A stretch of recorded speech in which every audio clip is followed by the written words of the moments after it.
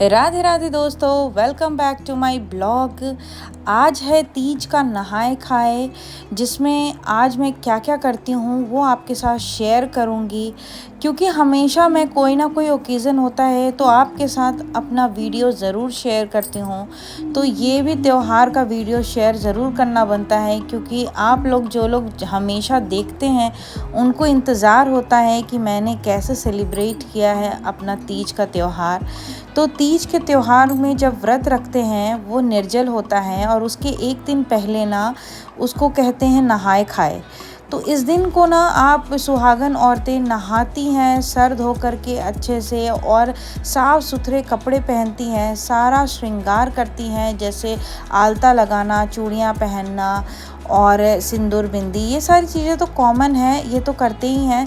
सब कुछ करने के बाद पूजा पाठ करते हैं और उसके बाद शुरू करते हैं प्रसाद बनाना। अगर आप प्रसाद नहीं बना रहे हैं तो अब आप नाश्ता वगैरह कर सकते हैं। बिना प्याज लहसुन का खाना खाते हैं आज के दिन हम लोग, लेकिन कई घरों में जैसे फॉलो होता है, कोई ऐसा ज़रूरी नहीं है कि सब लोग प्याज लहसुन के बिना खाते हैं, बट हमारे यहाँ तो बिना प्याज लहसुन का खाना ही नहाए खाए के दिन खाते हैं। तो मेरा खाना बना हुआ है, उसके बाद मैंने गैस वगैरह सब कुछ साफ़ कर लिया था, क्योंकि मुझे बनाना है प्रसाद। हमारे तरफ ना ये जब तीज का त्यौहार होता है तो उसमें ना गुजिया ज़रूर बनता है, और जिसको झारखंड बिहार में पेड़किया भी कहते हैं। तो ये पेड़किया जो है ना, ये तीज में ज़रूर से बनता है, तो वही मैं बना रही हूँ। तो आज ही मैं बनाती हूँ, क्योंकि इससे पहले तो मेरी छुट्टी नहीं होती। आज मैंने छुट्टी ले रखी है, तो आज मैंने अच्छे से नहा धो करके खाना पीना पहले बना के साइड कर लिया था, फिर गैस वगैरह सब कुछ साफ़ कर लिया। अब मैं जब प्रसाद बना लूँगी ना, तभी मैं अपना कोई भी खाना पीना खाऊंगी। तो सबसे पहले बाज़ार से मैंने मावा मंगवाया था, उसको कढ़ाई में एक तरफ भूनने के लिए रख दिया। स्टार्टिंग में मावा थोड़ा हार्ड होता है, लेकिन जब आप धीरे धीरे उसको गर्म होता जाएगा ना तो बिल्कुल नरम हो जाएगा, और फिर धीरे धीरे सुनहरा होना शुरू हो जाएगा।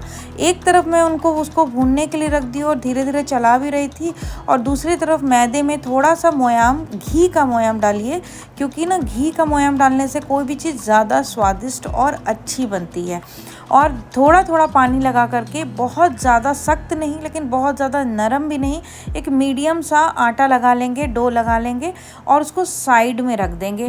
क्योंकि थोड़ी देर ये रेस्ट करेगा आटा, तो ज़्यादा अच्छे से बेल पाता है और अच्छे से वो स्टफिंग इसमें भर पाएगी, और गुजिया बहुत ही अच्छे बन के तैयार होगी। फिर मैंने ना इधर शुरू किया फिर से इसको चलाना बीच बीच में, क्योंकि ये ना जलने का डर होता है, आप एक तरफ से छोड़ नहीं सकते। तो धीरे धीरे इसको भूनती चली गई, और भूनते भूनते थोड़ा टाइम लगता है, पेशेंस रखना पड़ता है, पर भगवान के नाम पे बनाइए तो आपको आराम आराम से हर चीज़ भून करके रेडी करना होता है। तो ये इस तरीके से कलर चेंज होने लगता है, और जब इस रंग का आ जाए तो फिर आप इस गैस को बंद कर देना चाहिए। उसके बाद मैंने यहाँ पे सूखा नारियल को थोड़ा सा कट किया, और उसके बाद उसको एक जार में डाला। ये जो जार है ना, ये भी मैं पूजा पाठ के लिए अलग से रखती हूँ। ये जितने भी बर्तन है ना, जो भी मैं धुल करके निकाली हूँ, ऐसे तो धो के ही रखती हूँ, सब मैं पूजा पाठ के अलग से रखती हूँ, क्योंकि इसमें प्याज लहसुन का बिल्कुल भी खाना नहीं बनता है।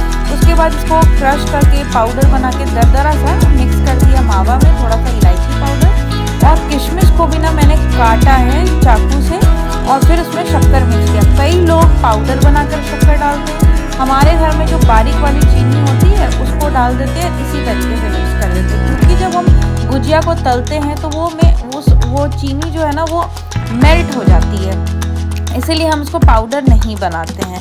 और अगर पाउडर बना करके भी डालेंगे तो वो डिपेंड करता है, आपके घर में जैसे चॉइस है वैसे खा सकते हैं बना करके, कोई दिक्कत नहीं है। फिर मैंने यहाँ पे थोड़े क्वांटिटी में बेलना शुरू किया, थोड़ी थोड़ी पहले बेल के चेक कर ली कि कैसा बन रहा है, अच्छा बन रहा है या नहीं। तो मैंने स्टार्ट किया, एक एक करके बेल करके रखा, 4-5 पहले मैंने पूड़ी के साइज़ का, थोड़ा सा पूड़ी से बड़ा, और बहुत पतला नहीं लेकिन बहुत मोटा भी नहीं, क्योंकि बहुत मोटा भी गुजिया में जो इसका ऊपर का लेयर होता है वो बहुत ज़्यादा मोटा अच्छा नहीं लगता, लेकिन बहुत पतला भी नहीं होना चाहिए।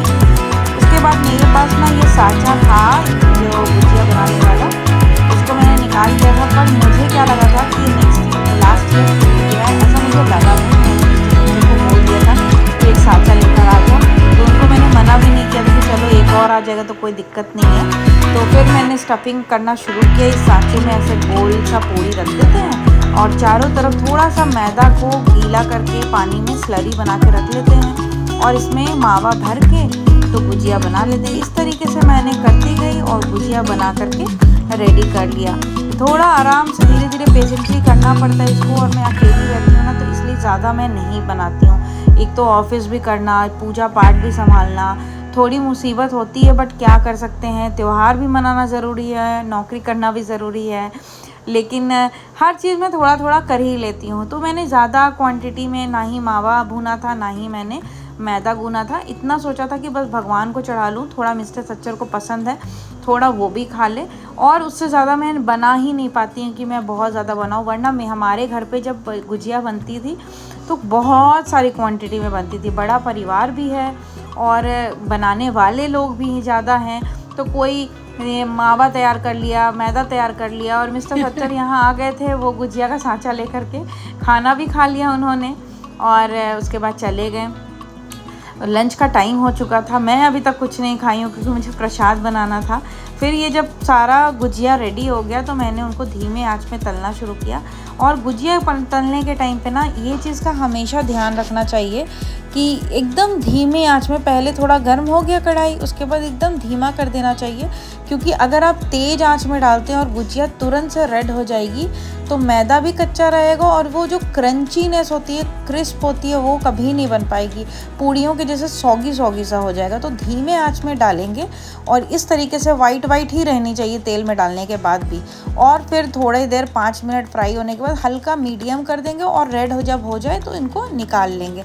इस तरीके से जब हम बनाते हैं और इस कलर में हम निकालते हैं तो गुजिया बहुत ज़्यादा क्रंची बनती है, वरना सौगी भी हो जाएगी, कोई वो अच्छे से मतलब क्रंचीनेस नहीं रह पाएगा।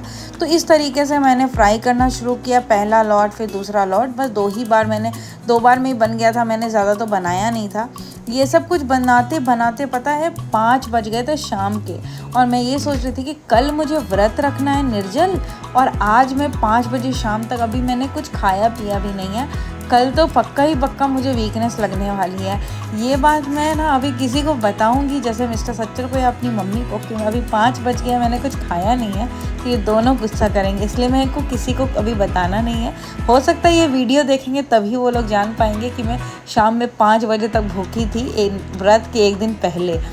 तो अभी मैं 5 बज गए थे, ये सारा एंड हुआ ना, तो उसके बाद सबसे पहले मैंने रसोई को थोड़ा सा साफ़ कर लिया, क्योंकि ये जो प्रसाद बनाते हैं कभी भी ऐसे नहीं छोड़ते हैं, क्योंकि अगर इसके ऊपर से कोई भी खाना बनेगा तो प्रसाद जूठा कहला जाता है। सबको साइड कर दिया, बर्तन धुलने में डाल दिए और गैस वगैरह को भी अच्छे से साफ़ कर लिया, क्योंकि अब रात का जब डिनर बनेगा तो गैस में जब प्रसाद का जो अंश रह जाएगा तो डिनर खाने पे प्रसाद जूठा माना जाएगा। तो इसलिए मैंने साफ़ सुथरा कर लिया। अब मैं खा ले रही हूँ अपना खाना। फिर मैं निकली बाज़ार 6 बजे के आसपास। नाश्ता करने के बाद थोड़ी देर रेस्ट करी, मेरी काम वाली आई, काम वाम करके चली गई। फिर निकल गई मार्केट, क्योंकि मुझे मार्केट भी जा कर के कई पूजा पाठ की चीज़ें लेनी है। तो वहाँ पे मैं ये देख रही थी कि ये मूर्ति कितने की है, ये वो। तो ये मुझे ना यहाँ पे शिव जी और पार्वती माँ का जो बनावट था वो उतना पसंद नहीं आया, तो मैंने इसको रहने दिया। फिर मैंने बाकी शॉपिंग पहले कर ली, और मैंने लास्ट पीछे देखा था कि बहुत सुंदर सी मूर्ति थी, तो मैं सोची लौटते टाइम वही ले लूँगी। यहाँ पर मैं भगवान जी के लिए छोटे छोटे से वस्त्र देख ले रही हूँ। और भी चीज़ें लेनी थी श्रृंगार का, जैसे तीज में ना श्रृंगार वगैरह का सामान चढ़ाते हैं और उसको दान भी करते हैं और लेते भी। तो फिर मैंने ये पीछे जो मूर्ति ये वाली, ये मैंने लिया। वैसे मैंने मूर्ति भी ली और थोड़ी सी मिट्टी भी लेकर आई, क्योंकि एक छोटा सा शिवलिंग अपने हाथों से ज़रूर बनाऊंगी। और फिर रात को जब मेहंदी लगाने निकली तो मेरी 1-2 चीज़ें बाकी थी, वो भी ले ली।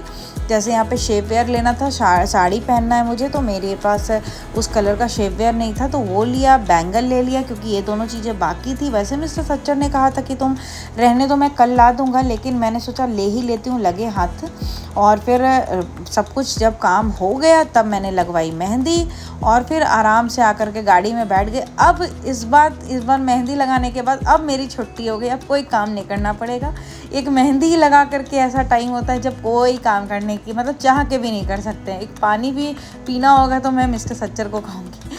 वो मुझे गाड़ी में बिठा रहे थे और फिर मैं बैठी आराम से। उसके बाद मैंने कोई काम नहीं किया, घर आई, उन्होंने भी मेरा मेकअप वगैरह हटा दिया और फिर मैंने जब मेहंदी छुड़ाई तो चेंज वेंज किया और खाना खा के मैं गई थी।